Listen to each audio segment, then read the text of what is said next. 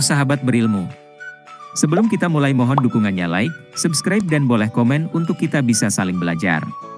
Mengenal lapisan pada matahari dan penjelasannya. Mengenal lapisan pada matahari dan penjelasannya? Banyak sekali orang sudah mengetahui apa itu matahari. Matahari menjadi satu-satunya sumber cahaya alami yang dapat menyinari bumi. Karena matahari juga kita mengenal suatu kondisi bumi, yaitu siang. Matahari selain menjadi satu-satunya sumber cahaya penuh yang bisa menerangi jagat raya, ternyata pada matahari ini pula merupakan sebuah bintang yang terbesar serta paling dekat dengan bumi. Matahari juga menjadi sebuah pusat dari sistem tata surya serta menjadi poros dari planet-planet yang ada pada tata surya yang mengelilinginya. Matahari memiliki wujud sebagai bola gas benderang yang mempunyai ukuran sangat besar. Dengan adanya reaksi fusi pada bagian inti matahari menjadi sebab mengapa matahari bisa berpijar. Saking dahsyatnya sinar yang dimiliki oleh matahari ini sehingga saat kita memandang dari bumi, maka akan terlihat permukaan matahari yang halus bahkan licin. Pijaran pada matahari ini bukan semata-mata hanya dengan sinar saja, namun juga memiliki suhu yang sangat tinggi. Maka dari itu tenaga panas matahari dimanfaatkan dalam berbagai kegiatan di bumi serta menunjang terjadinya kehidupan di bumi. Bahkan dengan sinar atau panas matahari ini merupakan sumber energi yang paling besar yang dapat dimiliki oleh bumi. Tanpa dengan adanya sinar matahari, tidak akan ada kehidupan di bumi bahkan tidak akan ada makhluk hidup di bumi sama sekali. Hal ini dikarenakan matahari menjadi posisi yang sangat sentral terhadap bumi serta planet lainnya. Lapisan-lapisan matahari. Bumi adalah sebuah planet yang ditinggali oleh makhluk hidup yang memiliki berbagai macam lapisan. Lapisan-lapisan bumi yang kita tinggali ini berada pada dalam serta luar bumi. Jika di dalam bumi, maka pada lapisan tersebut yang dinamakan sebagai lapisan penyusun bumi. Lapisan ini berisi tanah serta batu-batuan. Sementara dengan lapisan yang di luar bumi dinamakan dengan atmosfer. Lapisan ini berisi lapisan udara yang menyelimuti bumi. Tidak hanya bumi saja yang memiliki lapisan-lapisan, namun pada planet lain pun juga memiliki lapisan yang sama. Bahkan pada matahari pun sebagai pusat tata surya pun juga memiliki lapisan-lapisan. Lapisan tersebut terdiri dari beberapa macam dan beberapa tingkatan. Ada 4 lapisan dari matahari yang harus diketahui bersama. 1. Lapisan fotosfer.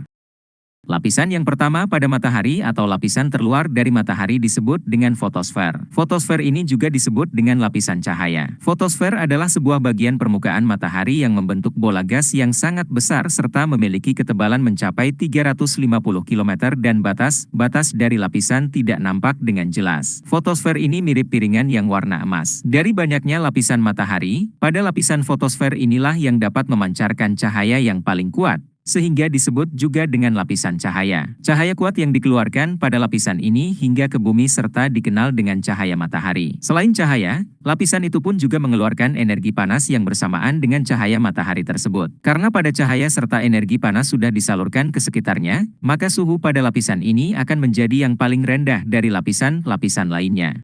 Suhu yang dimiliki dari lapisan fotosfer ini menyentuh 5700 Kelvin.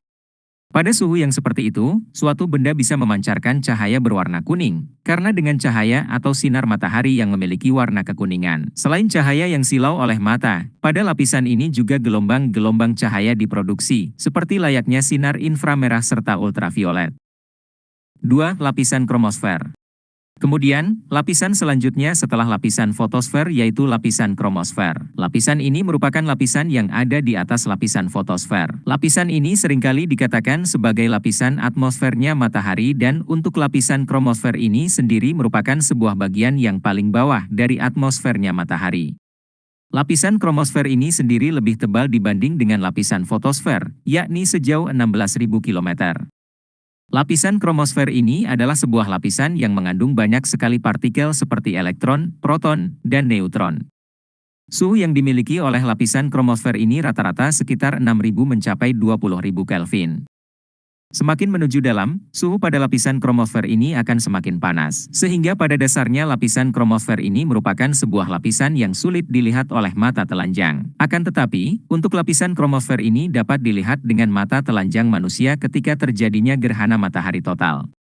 Pada saat proses terjadinya gerhana pada matahari total ini, lapisan kromosfer akan terlihat layaknya sebuah cincin merah. Warna merah ini merupakan pembuktian bahwa pada lapisan kromosfer ini menyinarkan cahaya yang lebih lemah dibanding lapisan fotosfer.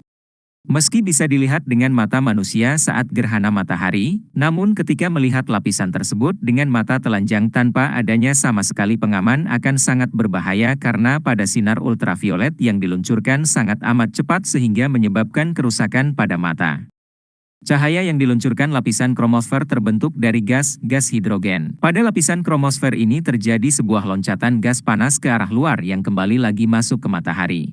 Loncatan gas panas ini disebut dengan sebutan prominences. Pada lapisan kromosfer ini kita bisa mendapatkan suatu gelombang radio yang disebut dengan radio bintang. 3. Korona. Pada lapisan ketiga ini yang ada pada matahari merupakan lapisan korona. Lapisan korona ini adalah sebuah lapisan matahari yang terluar. Pada lapisan korona ini mencakup kedua lapisan fotosfer serta kromosfer. Untuk lapisan korona ini juga disebut dengan lapisan atmosfer bagian matahari bagian luar. Pada korona ini pula merupakan lapisan yang berupa gas, meskipun pada gas yang ada sangatlah sedikit dan sangat tipis. Karena pada bentuk gas yang tipis, maka bentuknya dapat berubah-ubah setiap waktunya dan untuk mengukur batas dari lapisan ini menjadi sangat sulit. Pada lapisan korona ini biasa terlihat seperti mahkota yang berwarna putih yang menyelimuti matahari. Sementara ketika gerhana matahari total terjadi, maka akan terlihat lapisan tersebut dengan memiliki warna yang keabu-abuan. Karena memiliki bentuk yang mirip dengan mahkota, maka pada lapisan ini dinamakan dengan korona yang mempunyai arti mahkota. Pada lapisan korona memiliki ketebalan sekitar 1 juta Kelvin. Lapisan korona ini menjadi lapisan matahari yang banyak sekali mengandung argon, nikel, atom besi, serta juga zat kapur. Sehingga dapat mengamati korona setiap waktunya dengan menggunakan suatu alat yang dinamakan dengan teleskop. Teleskop yang dipakai untuk mengamati lapisan korona disebut sebagai koronagraf. 4. Inti. Untuk lapisan selanjutnya adalah lapisan inti matahari. Inti matahari ini merupakan bagian terdalam oleh matahari, sehingga kita bisa mengetahui bahwa pada bagian inilah yang mempunyai suhu paling tinggi di antara semua lapisan. Lapisan matahari ini mempunyai suhu mencapai 15 juta Kelvin. Karena memiliki suhu yang sangat tinggi, maka pada lapisan inilah terjadi reaksi fusi. Reaksi fusi yang terjadi dikarenakan dalam inti matahari terdapat banyak muatan yaitu elektron, atom yang bermuatan negatif, proton, atom yang memiliki muatan positif, dan juga neutron, atom yang memiliki sifat netral. Pada bagian inti pun matahari ini memiliki gaya gravitasi yang bisa menarik semua materi sehingga membentuk suatu tekanan. Energi yang terbuat ini karena reaksi fusi ataupun reaksi termonuklir yang selanjutnya dipancarkan keluar dengan proses radiasi. Bagian inti dari matahari ini berada di sekitar 502.000 km yang di bawahnya permukaan matahari.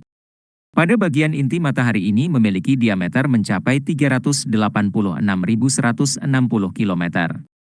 Luasnya inti matahari ini memenuhi mencapai 25% dari seluruh total radiasi matahari secara keseluruhan. Oke sahabat berilmu, sekian dulu untuk video ini. Semoga video ini bisa menambah wawasan dan semoga bermanfaat. Jika ada kekeliruan silahkan komen di komentar agar kita bisa saling belajar.